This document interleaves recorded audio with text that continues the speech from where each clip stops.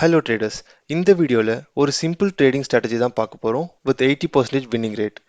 ஸ்ட்ராட்டஜியை பார்க்கறதுக்கு முன்னாடி பிரைஸ் பிஹேவியரை பத்தி நம்ம தெரிஞ்சுக்கணும். பிரைஸ் மூணு விஷயங்களை பண்ணும். ஒன்று அப் ட்ரெண்ட், இன்னொன்று down trend, third type price எங்கேயுமே போகாம ஒரு ரேஞ்சுக்குள்ளேயே கன்சாலிடேட் ஆகிட்டு இருக்கும். நம்ம பார்க்க போற ஸ்ட்ராட்டஜி இந்த கன்சாலிடேஷனை வச்சு தான் இருக்கு. சிம்பிளா consolidation break out and retest தான் இன்னைக்கு நம்ம பார்க்க போற ஸ்ட்ராட்டஜி.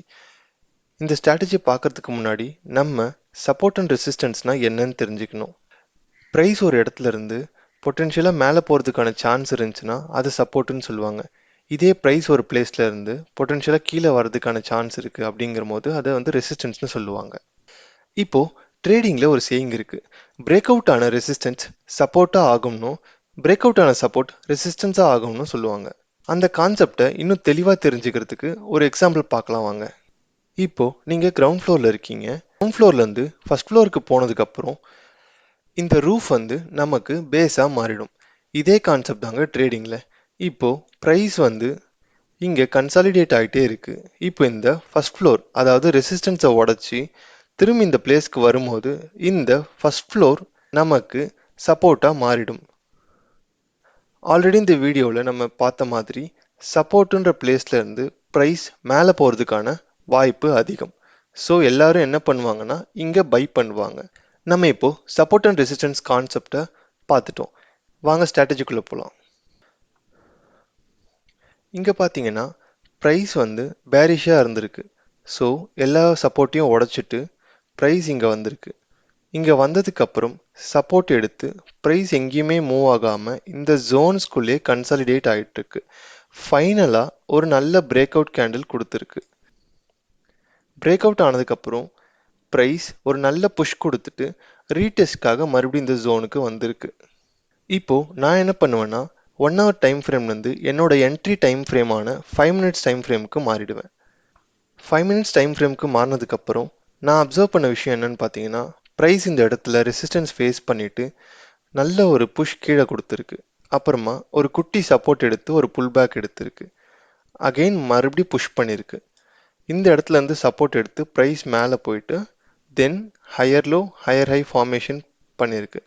இந்த சார்ட் பேட்டர்னை பார்க்கும்போது எனக்கு இன்வெர்டட் ஹெட் அண்ட் ஷோல்டர்ஸ் மாதிரி இருந்துச்சு. இதுதான் ஹெட்டு, இதுதான் ஷோல்டர்ஸ். இப்போ இந்த ரீஜியனை நெக்லைன்னு சொல்லுவாங்க. இந்த நெக்லைனை பிரேக் அவுட் ஆகிட்டு ரீடெஸ்ட் கொடுக்கும்போது தான் நம்மளோட என்ட்ரி இருக்கும். இப்போ நான் நெக்லைனை வரைஞ்சிட்டேன். ப்ரைஸ் இப்போ இந்த ரீஜியனை பிரேக் அவுட் ஆகிட்டு மறுபடியும் ரீடெஸ்ட் வந்திருக்கு. இந்த இடத்துல பார்த்தீங்கன்னா ஒரு நல்ல புல்லிஷ் என்கல்ஃபிங் கேண்டில் இருந்திருக்கு. ஸோ நம்மளோட ட்ரேடு இங்கே தான் பிளேஸ் பண்ண போகிறோம். என்னோட ஸ்டாப் லாஸ் இந்த லோவுக்கு கீழே இருக்கு அண்ட் என்னோட டார்கெட் 1:2 ரிஸ்க் ரிவார்ட். பார்த்தீங்கன்னா ட்ரேடு ஈஸியாகவே நம்மளுக்கு டார்கெட் அச்சீவ் ஆயிருக்கு. உங்களுக்கு ரிஸ்க் மேனேஜ்மெண்ட்டில் ஏதாச்சும் குழப்பம் இருந்துச்சுன்னா என்னோட ப்ரீவியஸ் வீடியோவை போயிட்டு பாருங்கள், அதில் நான் எக்ஸ்பிளைன் பண்ணியிருக்கேன். இந்த மாதிரி ட்ரேட்ஸ் எப்பயுமே ஒர்க் ஆகுமான்னு கேட்டிங்கன்னா இல்லைன்னு தாங்க சொல்லுவேன். பர்சனலாக எனக்கு இந்த trades 80% of the time work ஆகும். இது ஒவ்வொருத்தவங்களோட ரிஸ்க் மேனேஜ்மெண்ட் ட்ரேட் மேனேஜ்மெண்ட்டை பொறுத்து மாறும். இப்போ வாங்க இன்னொரு எக்ஸாம்பிள் நம்ம பார்க்கலாம். இங்கே பார்த்தீங்கன்னா அதே சேம் செட்டப் தாங்க. ப்ரைஸ் நல்லா புஷ் பண்ணி டவுன் ட்ரெண்டில் வந்திருக்கு.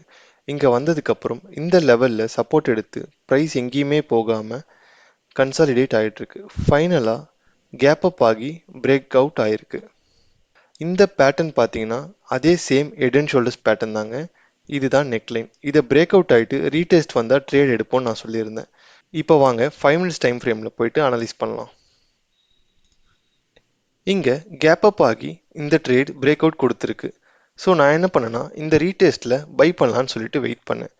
ப்ரைஸ் இந்த பிளேஸ்க்கு வந்ததுக்கப்புறம் நான் என்னோட என்ட்ரியை கொடுத்துட்டேங்க.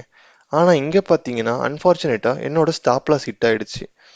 இதுக்காக தான் நான் சொன்னேன் ரிஸ்க் மேனேஜ்மெண்ட் வந்து ரொம்ப முக்கியம். எல்லா ட்ரேடுமே ப்ராஃபிட்டில் போகும்னு சர்டனிட்டி கிடையாது. அதனால தான் நம்ம ரிஸ்க்கை மேனேஜ் பண்ணுறோம், பொசிஷனை கரெக்டாக சைஸ் பண்ணி வைக்கிறோம். எப்போவுமே ட்ரேட் எடுக்கிறதுக்கு முன்னாடி உங்களோட stop loss, target, entry price இது எல்லாமே கரெக்டாக இருக்கான்னு பார்த்துக்கோங்க. இதில் ஏதாவது ஒன்று உங்களுக்கு காம்ப்ரமைஸ் பண்ணுற மாதிரி இருந்தாலும் அந்த ட்ரேடை எடுக்காதீங்க. இந்த வீடியோ உங்களுக்கு பிடிச்சிருந்துச்சுன்னா மறக்காமல் லைக் பண்ணுங்கள், ஷேர் பண்ணுங்கள், சப்ஸ்கிரைப் பண்ணுங்கள். தேங்க்ஸ் ஃபார் வாட்சிங்.